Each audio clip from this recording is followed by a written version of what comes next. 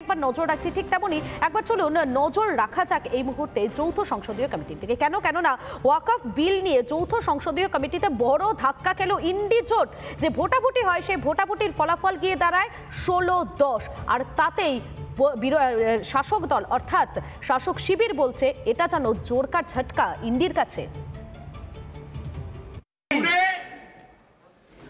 Whatever that they have fixed, they have done it. They didn't allow us to speak anything. संशोधनों को हमने put to vote किया, लेकिन voting में उनके पक्ष में 10 वोट था और उसके नेगेटिव में 16 वोट थे।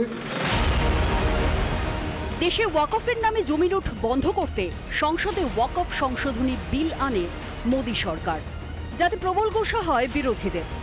ওয়াকফ সংশোধনী বিল পাঠানো হয় যৌথ সংসদীয় কমিটির কাছে, কিন্তু যতবার বৈঠক হয়েছে ততবার আলোচনা কম, হুলস্থুলি বেশি করেছেন বিরোধীরা।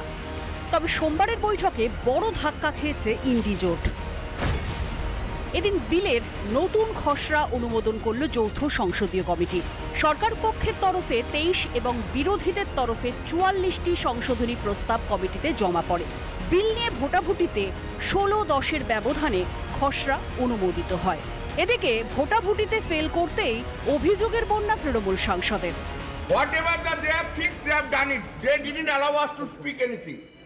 No rules, no procedure has been followed. Jagadambika Pal did not allow to discuss at all. Today's proceeding has a first proceeding. This is a black day of the democracy. The parliament procedure has been eschewed by them. Jagadambika Pal is the greatest blacklister of the democracy. He's a man who has destroyed the democracy. We are not allowed to speak a single word. যদিও বৈঠকে গণতান্ত্রিক পদ্ধতি মেনেই সিদ্ধান্ত হয়েছে বলে পাল্টা জানিয়েছেন কমিটির চেয়ারম্যান।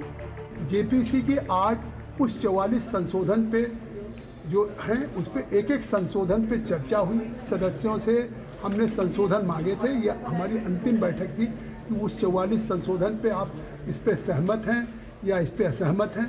तो सभी सदस्यों के द्वारा, चाहे किसी पक्ष के हों, उन लोगों ने अपने संशोधन दिए थे। और आज उसमें जो हमारे कुछ सांसदों के द्वारा दिए गए थे, उसमें 14 क्लाजेज पे या 14 संशोधनों में संशोधन स्वीकार हुआ है। আসলে কি ওয়াকফ সংশোধনী চাই না ইন্ডি জোট? सब ये कह रहे हैं कि 2013 का जो कानून है वो बेहतर है, जो प्रिंसिपल एक्ट है। आज आप कोई कानून ला रहे हैं तो वक्फ की जायदाद को बचाने के लिए नहीं, वक्फ की जायदाद को बर्बाद करने के लिए ला रहे हैं। आप बताइए कि वक्फ बोर्ड में नॉन मुस्लिम मेंबर कैसे होगा? उत्तर प्रदेश में काशी विश्वनाथ बोर्ड है, क्या कोई नॉन हिंदू मेंबर बन सकता है? नहीं बन सकता है। পশ্চিমবঙ্গে ওয়াকফের লাভ নাই, অথচ পশ্চিমবঙ্গে ওয়াকফের সম্পত্তির অভাবও নাই। সারা ভারতবর্ষে সব থেকে বেশি ওয়াকফ সম্পত্তি কোথায় জানেন? পশ্চিমবঙ্গে 1,48,200টা। সেগুলো কোথায় কেউ জানে না, সেগুলোর কীভাবে ব্যবহার হচ্ছে কেউ জানে না। বিজেপি পার্টি দেখছে এত সম্পত্তি যখন ওয়াকফের হাতে, এই সম্পত্তি কী করে কেড়ে নেওয়া যায়। তারা ওয়াকফ সম্পত্তি থেকে কেড়ে নেওয়ার জন্য এক দূরভিসন্ধি করছে।